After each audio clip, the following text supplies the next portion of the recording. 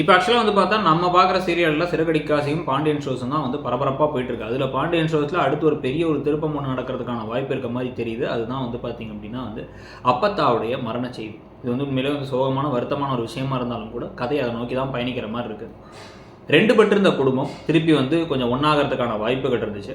அரசி குமரவேல் கல்யாணம் நடந்தால் எல்லாம் சரியாயிடும் போல். ஏன்னா வந்து சக்திவேல் ஒருத்தரை தவிர மிச்சம் அத்தனை பேருமே ஒன்று ஒன்றா பேச ஆரம்பிச்சிட்டாங்க. இந்த பக்கம் வந்து நீங்கள் பார்த்தீங்க அப்படின்னா வந்து அப்பத்தாலேருந்து ஆரம்பித்து இன்னொரு பக்கம் வந்து வடிவு மாறி வந்து எல்லாருமே சரியாயிட்டாங்க.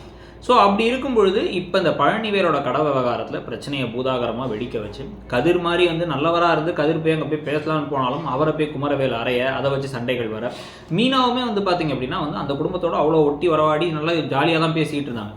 கோமதியை ஒரு வார்த்தை சொல்லிட்டாங்களாமா, அதனால வந்து இவங்களுக்கு மனசு தாங்கலையா, என்ன நடக்குது ஏது நடக்குதுன்னு மூளையை கடன் கொடுத்துட்டு யோசிக்காமல் நீங்களாம் ஒரு பொம்பளையா அப்படின்னு ராஜியோட அம்மாவை வயசுக்கு ஒரு மரியாதையும் கொடுக்கல. சரி வயசுக்கு மரியாதை தான் இல்லை அப்படின்னாலும் வந்து நம்ம என்ன பேசணுங்கிறத நம்ம யோசிச்சு பேசணும்ல, அதையும் பண்ணலை.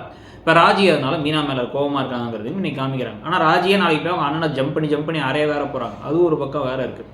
ஸோ அப்போ குடும்பத்துக்குள்ளார ஒரு பெரிய ஒரு கலக்கத்தை குழப்பத்தை உண்டு பண்ணி எல்லா ரெண்டு குடும்பமும் ரெண்டாக இருக்கிற போது இப்போ வந்து பழனிவேலே கோவப்படுற மாதிரி இந்த மனவலியை, அதாவது கோமதி சொன்ன வார்த்தைகளை தாங்க முடியாமல் அப்பத்தா வந்து இப்போ ரொம்ப கவலைக்கிடமாயிட்டாங்களோ இல்லை வந்து அவங்களோட மரண செய்தினோ அப்படி வந்து தகவல் வந்து இந்த கதை அப்படி போச்சு அப்படின்னா இந்த கதையில் என்ன ஆகும் அப்படின்னா வந்து பழனிவேல் கோபமாக ஆரம்பிச்சிடுவார். நம்ம அம்மாவுடைய உயிர் போனதுக்கான காரணமே அக்கா தான், ஏற்கனவே அவரோ ஓடி போனான், இப்போ வந்து என்ன பண்ணிட்டா அப்படின்னா வார்த்தையை விட்டு அம்மாவை காயப்படுத்தி இப்படி விஷயம் நடந்துருச்சு அப்படிங்கிறத பழனிவேல் வாயை திறந்து சொன்னார்னா அம்மா போனதுக்கே நீ தான்க்கா காரணம், ஏற்கனவே ஒரு தடவை இப்படி தான் பண்ணேன், ஓடி போய் ஒரு விஷயத்த பண்ணேன், அப்போ நான் சின்ன பையனாக இருந்தேன் எனக்கு புரியல, இப்போ எனக்கு புரியுது நீ எவ்வளோ மோசன்ட்டு அப்படிங்கிற மாதிரி வார்த்தையை சொன்னால் இது இன்னமும் பெரிய சண்டையாக போகும்.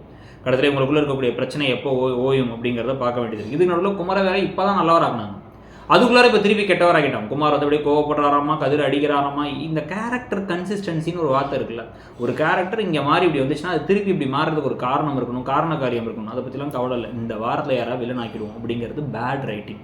அது இந்த கதையில் இப்போ நிறையவே நடக்கும். இந்த முன்னாடி சீசன் 1லையும் நடக்கும், இப்பயும் நடக்குது.